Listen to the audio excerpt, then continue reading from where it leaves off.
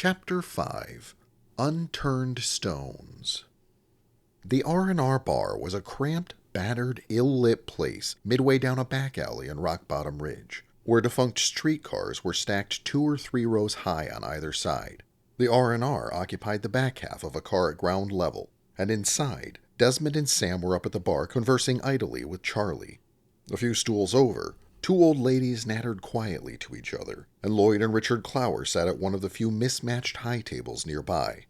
Only 3 things were served here: Empyrean Golden Lager, cheap gin, and French fries with salt and pepper.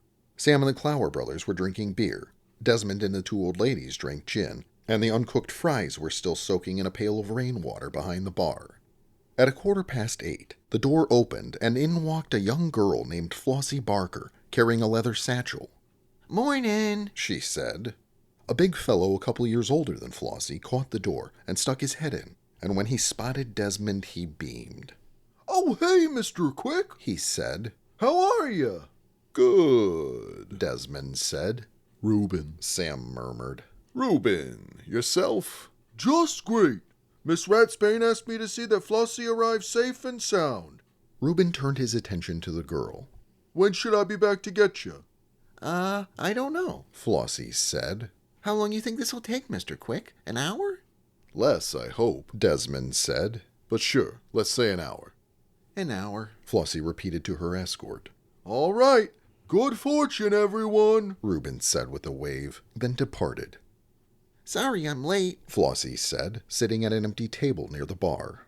"Work went a little over. Plus we had a hard time finding the place, too." "Pretty tucked away back here, huh?" Charlie said. "Keeps the riffraff out," one of the old ladies said. Then she and her cohort chortled over the comment. Charlie sighed. "Don't mind these 2 old birds. They're just my regulars." "Don't mind us," she says. "Old bird," she called us. Charlie gave the 2 women a cool look, and they were cowed back into quiet muttering. "So, little lady," Charlie said to Flossie, "You seem kind of young for the hard stuff. Think I got a couple sodas back here, though. Want one?" "No, thank you," Flossie said. "Miss Ratsbane says soda this close to bed makes it hard to sleep. Work ain't so much fun when I don't sleep too good." "Can't argue with that. Glass of rainwater?" "Yes, please." "Coming right up." "Okay, let's get this started," Desmond said, standing. "Introductions. That's Richard Clower, our Brawler. That's Lloyd, his brother and manager. That's Flossie Barker, our marketeer. And this is Charlie Stringfellow. She owns the place." "And I guess we're just chopped liver, eh?" one of the old ladies grumbled. "Who's that guy?" Lloyd said, pointing. "Sam Carter, my assistant. And I know stuff about the league, too, so I can help with research and consultating," Sam said. "Right. Flossie, did Scotty give you the rundown on what we're trying to do here?" The girl nodded. Mr. Richard there is going into the Super Alley Brawler League, and he needs a character persona that he can assume when he fights. And a backstory, too, right?" "That's about the gist." "Okay," Flossie said. She was about to go on, but then took a sip of her rainwater. "Okay. After Scotty told me how the fights go, I spent the next few days working on a character." "Wait a sec," Lloyd said. "You mean you're the marketeer and you ain't never seen or heard a fight before?" "Not exactly, but my friends listen on the radio and collect the trading cards, and Scotty told me how it all works, and people say I'm a fast learner, too." "Oh, gee, that's a relief." "Lloyd," Charlie said, warning. All right. Hey, give me another beer, will ya?" "I'll give you another beer when you pay for it." Lloyd grunted. "If I'm paying, I want gin. He pulled out a couple single-mark coins and slapped them down on the table. A tall one." Desmond fixed Lloyd with a glower, then cleared his throat. Lloyd turned to see him, then he looked back to Flossie, who now seemed more nervous than ever. Lloyd gentled some. "Look, I apologize, kid," he said. I ain't..." "Don't let it get to you none, Miss Flossie," Richard said. "My brother's just a grumpy guy. Don't matter who with." "What he said." "Well, how about we keep it in check, eh, Lloyd?" Desmond said. "Since everybody here's trying to make your brother rich and famous and all." Lloyd nodded. Then Charlie arrived with his tall gin. "Flossie, please continue," Desmond said. The girl sipped at her rainwater, then took a deep breath. "Okay. So, I come up with a character in preparing for this meeting, and I thought I'd see how you all felt about it." Flossie stood, then had to think. I'm not sure where I should even start. How about what's the character's name? Sam proffered. Oh, yes. His name is Sir Roderick Callahan. The room absorbed that. Sir Roderick Callahan, Richard repeated, slow. Yep, he's a knight and an Imperial noble. Richard seemed to like the idea of playing a knight. Sir Roderick Callahan, He repeated, clear and confident. Don't knights wear armor? Lloyd said. Brawlers can't wear that. He could be a knight that just doesn't have armor. Flossie said. What? Course he does. Wearing armor's mostly what knights do, ain't it? You think they sleep in that? Richard said. I don't know, Richie. It ain't really relevant. Maybe Flossie said. Maybe Callahan is just going through hard times and had to sell his armor. Then he ain't really a knight no more, is he? More like retired or unemployed. You know, Sam said. if you don't want Sir Roderick Callahan to be an unemployed knight without armor, you could maybe just make a regular old fabric costume to look like armor. That's what General Zed and Captain Chaotic do. Some kind of special cloth. It's all shimmery and looks like metal, but don't offer no protection. Guess that might could work. Lloyd said. I agree. Might also look quite dashing. Flossie said. Okay. What else you got, kid? Flossie brightened. The story I wrote is that Sir Roderick Callahan was the oldest son of an Imperial noble named Alfonso Callahan, and the Callahans had many deadly enemies. Then one day, while Roderick was away on an important quest, a rival dynasty went to his castle and killed everyone. All Roderick's family and all their guests and servants too. But the pets and horses got away though. Wait. Lloyd said. You can't kill an Empyrean. Even other Empyreans can't kill Empyreans. That's rule number 1. Oh, Roderick Callahan is from the Tycoon era. Tycoon what? The Tycoon era.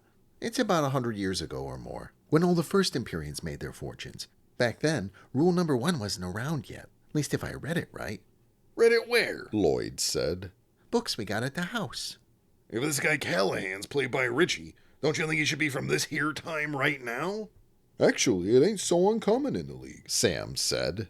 Eula Boom, Brock the Butcher, Killer Clown, Spider Bite, Decapitation Dean, Spike the Impaler, all based on real people from different times in history. Well, what kind of things is he gonna say? Lloyd said. Oh, I'm so glad you asked. Flossie said. I've written pages and pages of lines about justice and vengeance. Let me find the best ones. She reached into her satchel, pulled out a stack of papers and sifted through them, hanging onto some and setting the rest down. With a few sheets in hand, she approached Richard, placing them on the table before him. Let's try running through these. I thought maybe you could say the things I underlined, and then we could all discern what sounds better.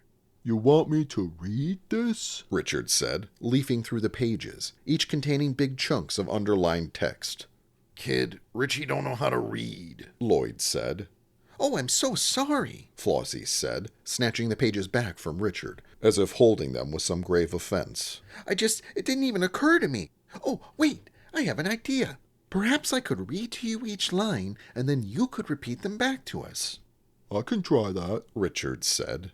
Except for Richie also don't got so good a memory. Lloyd said. And he's gonna need to remember this stuff, right? I hate to say it, but he makes a good point, Desmond said. It does pose a problem if the guy can't remember his lines. Oh dear. Let me think. Flossie said. I could try to learn to read again, Richard suggested. Knowing how to read ain't gonna fix your memory. Lloyd said.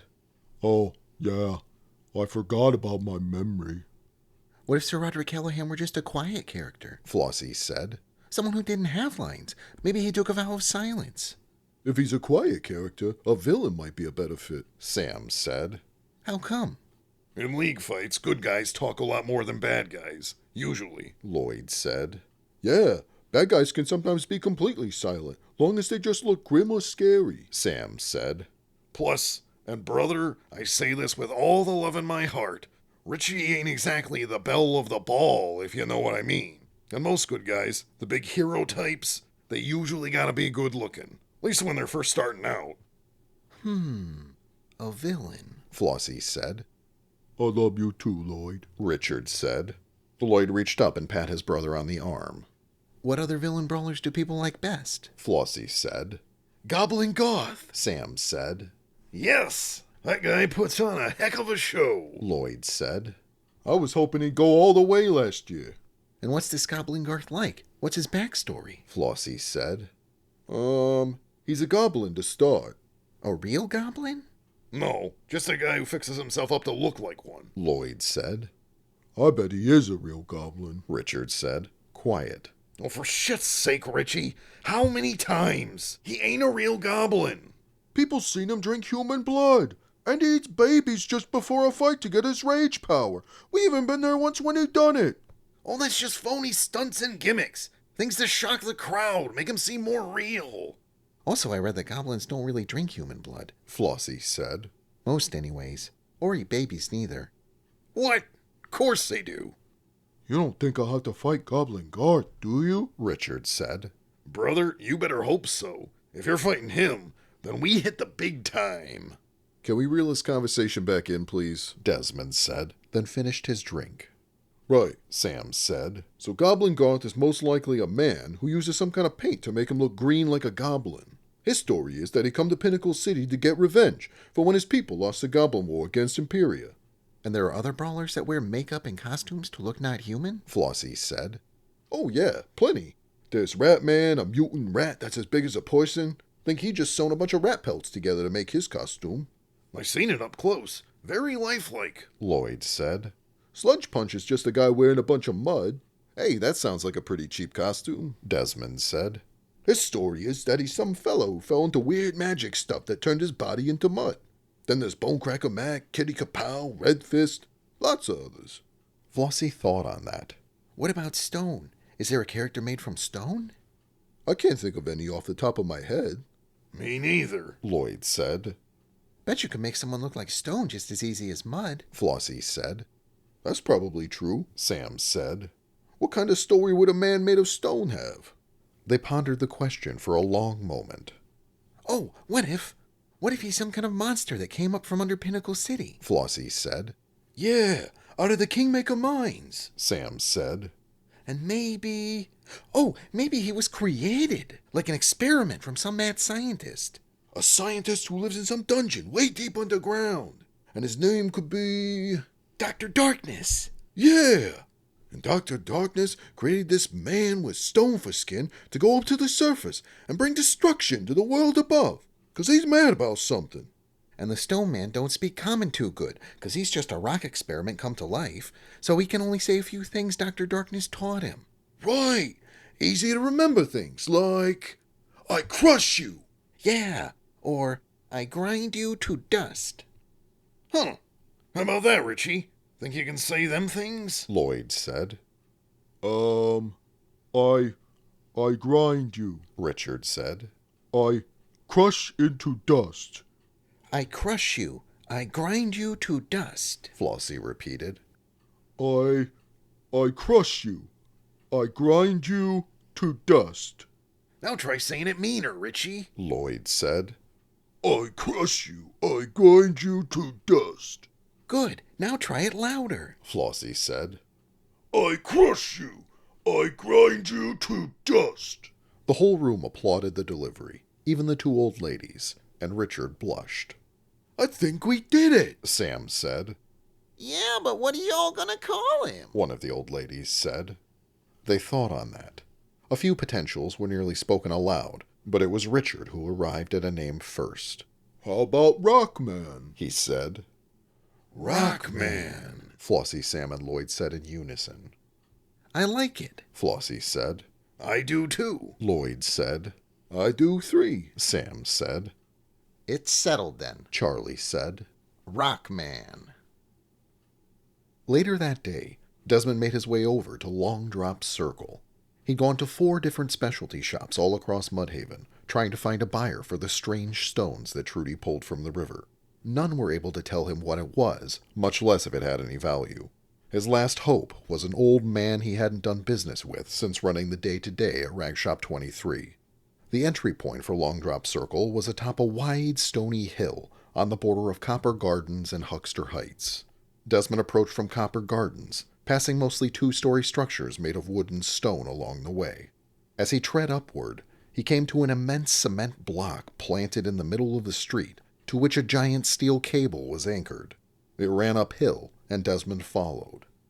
Long ago, a hole a couple 100 feet in diameter was cut straight into the top of this nameless hill, boring down into the upper levels of the Kingmaker mines. The steel cable beside Desmond was one of 5, spaced at regular intervals around the edge of the hole. It was from these cables that the entire ward of Long Drop Circle dangled over the chasm below like a giant chandelier. A smattering of lifts and rope ladders led down into it. Desmond found the nearest lift and paid the 10-cent fee to the operator. Where you headed? The operator said, closing the gate. Casper's Emporium of Metal and Gem, Desmond said. Don't remember how far down. Level 17. I get you there in a jiffy. The operator turned a dial on the control panel, and the lift's engine shifted from a quiet putter to a loud rumble. He then pulled a lever, and they began their descent, a loud metallic clicking emanating from the winch above. Desmond watched the levels of Long Drop Circle pass by, a series of broad, ring-shaped platforms constructed mostly of wood and anchored to the steel cables at all 5 points. Each level was loaded up with dozens of shanties and shacks. Desmond peeked over the side of the lift, unable to see the bottom. They stopped at the 17th level down, and the gate was thrown open once more. Watch your step you don't fall in, the operator said. Take a left and follow the circle about a quarter turn. Thanks, Desmond said, stepping off. Each level had a single lane that ran around the inner edge of the circle. Desmond followed the operator's instructions and soon came to Casper's Emporium of Metal and Gem, a tiny sliver shop that was easy to miss if you weren't looking for it. He entered. Casper Wainwright looked like a frail old wizard, with long white hair and a beard to match. Perched atop a tall chair behind the counter, he inspected a rough, plum-sized rock through a jeweler's loop. His attire consisted of an ornate overcoat and a gold-tasseled smoking cap, and he smoked tobacco from a long-stemmed pipe, filling the cramped and cluttered shop with a pleasing aroma. Stones of varying shape, size, and color sat in a neat pile on the countertop in front of him. The place was jam-packed with cabinets, drawers, and shelves, filled with all manner of mineralogical substances. Casper looked up. "Afternoon, young fella," he said. "Buying or selling today?" Looking to sell, Mr. Wainwright, Desmond said. The old man studied Desmond's face. "You're someone I know, ain't you?" Desmond Quick, at your service. Quick, Casper said. Then he brightened. Desmond Quick. I remember you. Used to come all the way out here from Shambletown, sell me jewelry that were fished out the riverside. That's right. Look different. Been a long time, I'd wager. Desmond nodded. Haven't dealt in jewelry in some years. Not personally, anyways. Moved on to bigger and better things, eh? Well, still couldn't have hurt to check in on a former business associate from time to time, could it have? I dearly wish that I had, Desmond said. Just never enough time in the day, is there? Indeed. Never enough time in the day. Never can seem to remember where it all goes to, neither. So, Desmond Quick, if you ain't in the business of my business no more, what is it brings you through my door after all these long years? I was hoping you might take a look at something. Desmond pulled the strange stone from one of his inner coat pockets and set it on the counter. Never seen it before, but I got a small store of this stuff and hoped it might be worth something. Casper said, taking the stone between his fingers and inspecting it through the jeweler's loop. Where'd you get it? Bottom of the Marshall River, Desmond said. You swam all the way down there? Not me. A frogger found it. Huh. Seem to remember you don't work with froggers. I don't normally, but I made an exception. How come? Desmond breathed a terse sigh. Mr. Wainwright, could you just tell me what it is, please? Oh, Casper said, giving the stone one more glance. It's raw mithracite. Mithracite, Desmond said, thinking. That's what power crystals are made from, right? Among other things. Sound pretty sure. Casper blustered at that. And why wouldn't I be? It's only been my lifelong ambition to acquire such knowledge. All right, I apologize, Desmond said. It's just, you're not the first expert I come to on this. Most have never seen it before, and none could say what it was. Not surprising. Raw mithracite's rare. Rare as in it's worth something? To the right buyer, sure. You know anyone? I wouldn't say I know them, But as it turns out, I'm aware of an interested party. Someone came in looking for it, probably 2 weeks back now. Funny timing, huh? Who was it? Didn't get their names. They was tinkers, though. Could tell by how they's dressed. Pair of 'em. Brother and sister, I deduced. Said they's making some kind of invention. For one of the important parts, Casper held the stone up. needed raw mithracite. Much as they can get. And they pay top dollar. Is that so? Desmond said, tamping down his excitement. I told 'em I'd keep my eyes peeled, but didn't have much hope for it. Not the kind of thing you see often. How come? Half the city runs on mana these days. Shouldn't this stuff be all over the place? You'd think so, but the Classic Magic Company keeps a tight lid on where raw mithracite comes from.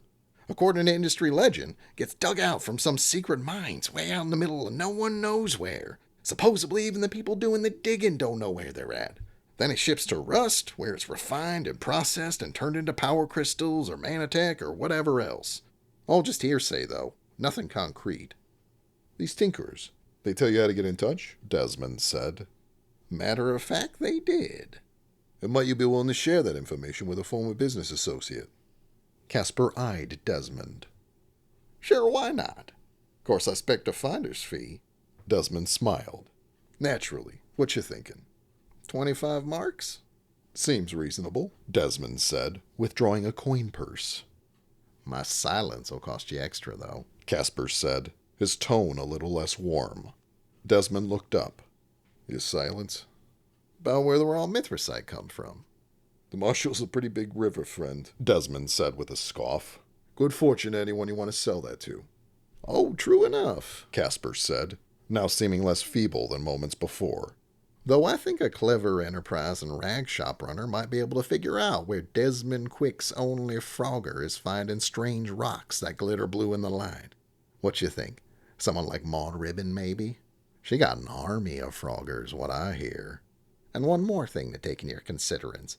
If you found raw mithracite, it's not because of some natural formation or kids throwing stones from the shore. It's 'cause a rust-bound ship full of this stuff sunk with it. You can bet on that. Desmond considered Casper's words, and much to his frustration, his interest was piqued.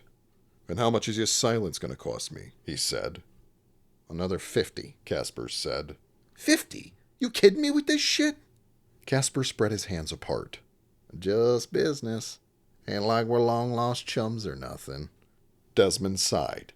It was a gamble, and in spite of his better judgment, one he was apparently willing to take. All right, you old chiseler, he said, then reached into his coin purse and counted out 75 marks. Splendid, Casper said, pulling out a pad of paper and a pen. Seem to remember you's a literate fella.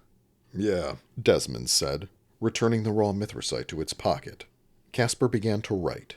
These tinkerers got cash to spend, I'm sure of that. This exchange with them goes good, my fee's gonna seem like a drop in the bucket. And if it doesn't go good, I'm just out 75 marks, Desmond said. Never heard you gotta spend money to make money? I prefer a penny saved as a penny earned. The old man thought on that a bit, but, was all he said about it. Well, take heart quick. I never cheated a soul who paid me not to. Ask anybody. Yes, that's very comforting. Once he was done writing, Casper tore the piece of paper from its pad and handed it to Desmond. Everything you need's right there. Pleasure doing business with you again.